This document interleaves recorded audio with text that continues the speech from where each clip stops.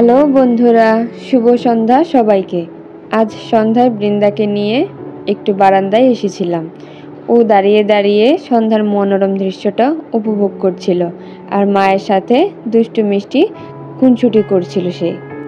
মাঝারি আলো, নরম বাতাস সব মিলিয়ে সন্ধ্যাটা যেন একটু বেশ শান্ত লাগছিল আজ আমি আমার সোনামণিকে মুগ ডাল দিয়ে সবজির স্যুপ রান্না করে দেব।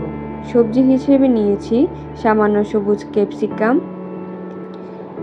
একটু গাজর, মিষ্টি কুমড়ো, টমেটো আর একটু আলু। আর পুষ্টির জন্য নিয়েছি একটু মুগ ডাল। ডালটাকে আমি ভালোভাবে ধুয়ে প্রায় 10 মিনিটের মতো ভিজিয়ে রেখেছি। চলো এবার রান্না শুরু করি। প্রথমে প্রেসার কুকারে দিয়ে দিলাম মুগ ডাল, তারপর একে একে সবজিগুলো, টমেটো, আলু, ক্যাপসিকাম, টুকরো করে কেটে রাখা গাজর আর মিষ্টি কুমড়ো। ঘি শিশুর হজম শক্তি বাড়ায় আর খাবারে স্বাদ ও পুষ্টি যোগ করে, তাই সামান্য পরিমাণে একটু ঘি দিয়ে দিলাম। এবার এখানে আমি পরিমাণ মতো জল দিয়ে দিচ্ছি।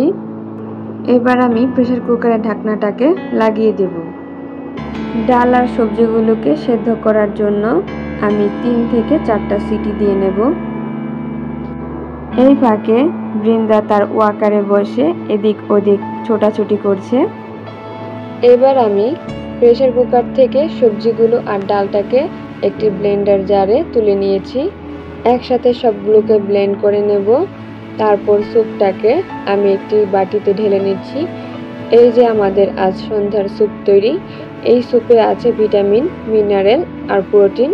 বাচ্চার দৈনন্দিন পুষ্টির জন্য একদম পারফেক্ট। ভিডিওটি ভালো লাগলে লাইক, কমেন্ট আর শেয়ার করে দেবেন। ভিডিওটি দেখার জন্য সবাইকে ধন্যবাদ।